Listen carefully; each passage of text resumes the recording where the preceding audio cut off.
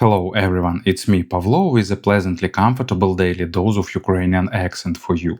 Today we are going to talk about new headphones made by Sendy Audio named Apollo Pro.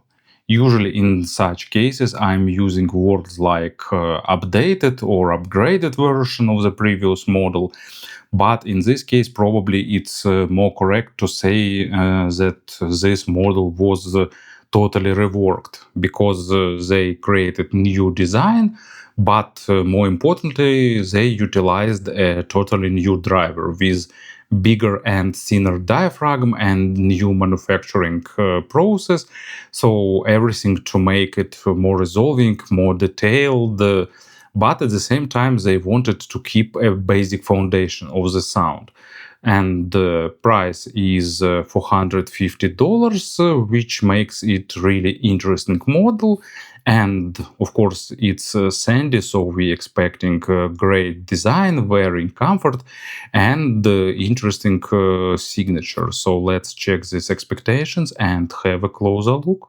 As a package, you'll get company's signature recycled cardboard box with stylish minimalistic polygraphy. I kinda used to this package from Sendy, and I think it's pretty nice looking. And inside we are getting great leather case and the kind of quality control stamp. So case is great, of course. So it's made of nice leather, smooth zipper, good carbine with hand strap, even some small feet are here. Inside you're getting headphones themselves and the bag with stock cable. So let's get inside of this bag and see what we are getting. So stock cable, 6.3mm adapter, and balanced to single-ended adapter. So for the 6.3mm out, you'll have to use both adapters, but I don't think it's a big issue anyway. Everything related to the exterior of these headphones is absolutely great. When you'll experience them for the first time, you will be surprised 3 times. First, you'll be surprised by their look. They are strict, but at the same time pretty stylish. Sendy used mostly metal, leather, and wood. Second surprise is their weight, because they weigh, I don't remember exact figure, but like 340 grams or so, which is surprisingly low for the planar magnetic headphones that don't have a lot of plastic in their design overall. And they even reduced weight of the original Apollos here. Usually planar magnetic headphones are closer to the 500 grams. And the third surprise is how comfortable they are. This lightweight, nicely adjusted clamping force and the good weight distribution plays a role in giving you a lot of comfort. Also nice soft ear pads and a lot of air to not overheat your ears. Headband is pretty similar to the original Apollo. It's made of 2 stripes of springy steel. Clamping force is nice, not too high, not too low, and they use Sendy's signature size adjustment technique.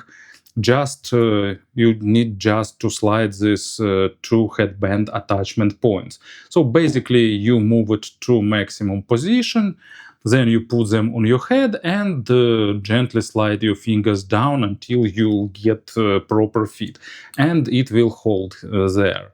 So leather on top of the head pad, and the inner side is made of fabric with nice padding, and that helps to avoid overheating of your skull, especially if you don't have a lot of hair like I do.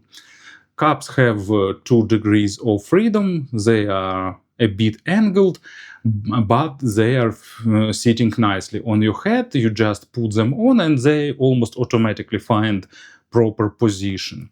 Interesting use of glossy zebra wood. Also unusual grill with metal mesh underneath to protect the driver. Of course, they are pretty open and breathing, which is good for your ears that are not overheating, but not so good for the sound isolation because they are not created for any street usage or some other scenario like that. So ear pads are really big. You can see they are hybrid, and here on the outer inner side used leather and here fabric. And inner side is perforated to adjust the sound and give you also more air to breathe. So I finally got a fresh new battery for my calipers, so we can measure size not properly, but with more comfort. Of course, it's really rough measurements, but about 85 millimeters here. Let me get it here, about 65, 68, and in depth, roughly 25. Of course, it's really rough figures, but you understand that they are pretty spacious and will accommodate even big ears. Then cable connectors here are just regular 3.5 millimeters, and that became kind of modern standard. They are pretty clicky, so they hold cable really well, and cable itself also is also great, and probably Sendy can give a masterclass to many other companies. So it's a really good quality hybrid cable. I don't remember exact materials, but it's kind of silver plated copper and gold enamel copper or something like that. But what is important here, it has almost zero microphonics, despite of being pretty sturdy and reliable. It looks great, nice splitter with chin slider, and it goes down to this Pentacon connector. They put strain relief here, so you can see for yourself they put a lot of effort in creating this model, and I'm really excited how they will create future flagships, because they giving all flagship traits in just a middle segment. When it comes to the sound, Sendy decided not to do just a slight tweaking of existing driver. This headphones features a totally new, bigger and driver with a thinner diaphragm and more focus on the clarity and detalization. But at the same time, they preserved a bit of that additional warmth and organic representation of the original Apollo model. But at the same time, they boosted small nuances and details and made sound less veiled and more focused on the clarity typical for the planars. So really interesting type of tuning that is organic on one hand, but pretty technical on the other hand. And these two counterparts are living together, giving a really engaging sound signature. Bass go to maximum depth. It's not super accented in terms of quantity, but it's tight, impactful, and what I like here is that mid bass is not dominating over deeper bass and vice versa. Deep bass is almost on the same level as mid bass, and it gives on one hand a pretty nice level of firmness, tightness, impact, and rumble, and on the other hand, a good sense of organic and natural representation of low-frequency instruments. Good amount of small nuances, rich texturing, and overall sense of lush bass that is common for many big planar magnetic drivers. And first example, it's CC Coletti cover of Black Dog from the Rock Reimagined, and it has really nice juicy bass, but at the same time not over dominating and pushed forward, and these headphones deliver it really nice with all nuances and details, but at the same time well controlling and leaving enough space for the mid frequencies and treble. And Massive Attack, Man Next Door, a lot of deep bass and lot of complex bass with all that richness typical for the Massive Attack, with all that fluidity and different layers of lows that appear, disappear, and moves around you. And at the same time, also great control and superb contrast with mids and highs. Mid frequencies are really organic and emotional, but also they don't have that typical boost in the upper mids area to give you that sense of extra clarity. That may require a bit of usage, but at the same time, after that usage, you will start understanding that actually they are not lacking clarity or aggression when it's necessary. They just deliver it in the non-emphasized manner. Male vocals have a bit of extra weight, and in vast majority of cases, that makes male vocals more velvety, smooth, and more present. At the same time, all instruments are nicely rendered with good separation, but headphones never sound clinical or analytical, and they're not trying to give you that typical for planars crazy amount of details with every single nuance highlighted. That gives a pretty comfortable type of representation, but at the same time with really good technicalities. They don't lose the focus on the multi-instrument records. When necessary, they deliver pretty epic things with a lot of instruments. They're building nice imaginary stage. They're not trying to build it the biggest in terms of size, but at the same time, they're building stage in a really accurate manner with precise positioning and pointing all locations of all that virtual sound sources. They are moderately critical for the quality of records, not trying to highlight every single issue, but at the same time, better material will definitely reward you with better sound here. So let's go for examples. First one is For Whom the Bell Tolls, still my favorite Metallica track. Bell at the beginning is nice and resonating, and the overall track balancing really well between all the aspects. Nice sense of floor drum kick, good bass guitar, really saturated vocal, nice percussion, but nothing is overly sharp, but at the same time aggression is well preserved.